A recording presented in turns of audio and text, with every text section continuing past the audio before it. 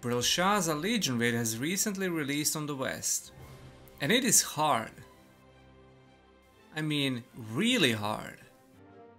And also very chaotic.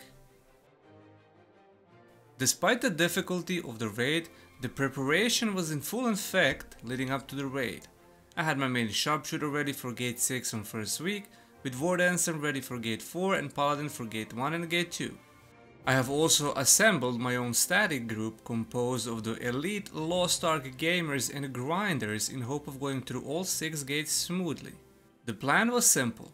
Clear 6 gates with our mains, and then depending how many days we have left before the weekly reset, run through gates 1 and 4 on alts, as everyone in the static also had similarly geared alts. But as with most things in life, it did not go quite as planned. We decided not to raid on Wednesday as everyone had prepared full res bonus on their 1490 characters to maximize new material gain and sell for profits as the prices would be higher on day 1. So I ran my 3 alts through New Chaos Dungeon and Kaliligos, which was slightly harder than I expected as I queued through matchmaking for my first run, and it was quite bad due to matchmaking not giving us support. Also others not knowing what to do during the one mechanic and everyone being cheap and not using any battle items. We quickly wiped and I joined a Giga Chat group through Party Finder and finished 2 runs in less than 10 minutes. Since most of us from Static Group already did our dailies on few characters, we decided to do Gate 1 and Gate 2 as some of us needed first clear bonus to craft a new gear piece, transfer and hone to 1520, which will unlock Gate 5 and Gate 6 later. As all of us were overgeared for Gate 1 and Gate 2, we went in with the goal to quickly and easily clear it. Or so we thought. To nobody's surprise, Gate 1 started with a disconnect caused by easy anti-cheat, so we needed to quickly restart as the game wouldn't even respawn the player despite us standing in the starting area. Full of optimism, we took positions, swapped battle items and started Gate 1.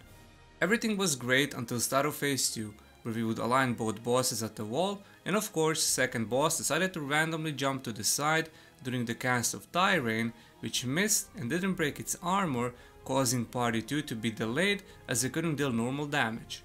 Due to a lot of confusion, we lost 2 players in the first mechanic and 3 more during counter mechanic as some counters were missed, but due to us being overgeared, we managed to close it out with 3 players alive.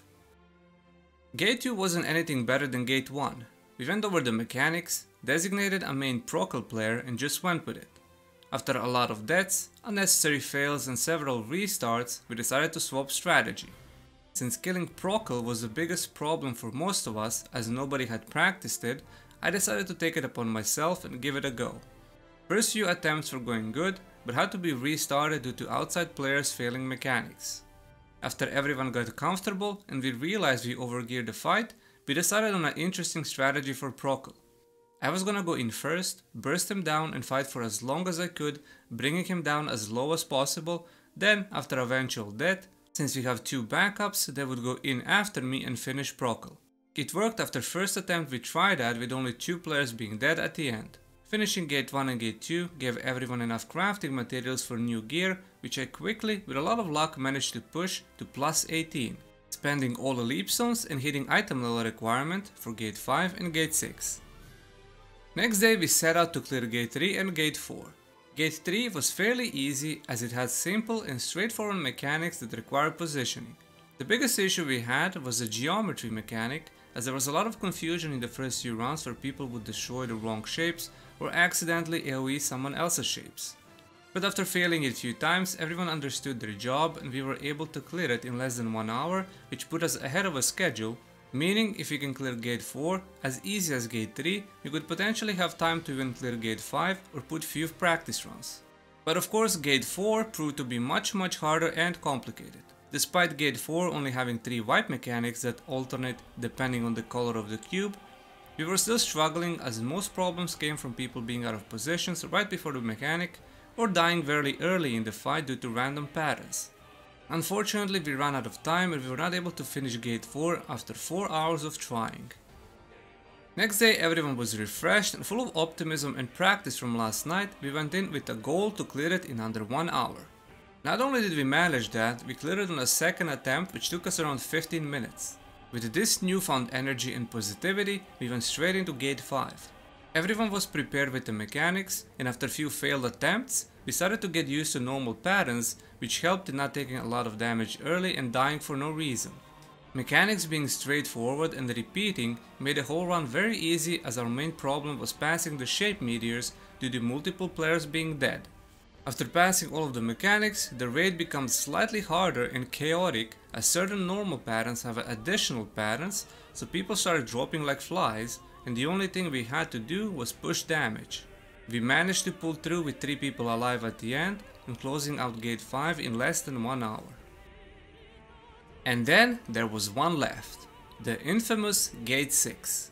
Doing it for the first time was difficult despite knowing mechanics, as there are many other things that can ruin the run. Someone dying way early, someone failing off of the map, someone failing the mechanic, someone getting bursted by normal damage. It is very chaotic and requires a lot of focus, and it is important to have at least 7 people alive for Shandy mechanic, otherwise the damage will be very lackluster, and yellow plus blue meteor patterns will kind of ruin your tiles and completely kill the run.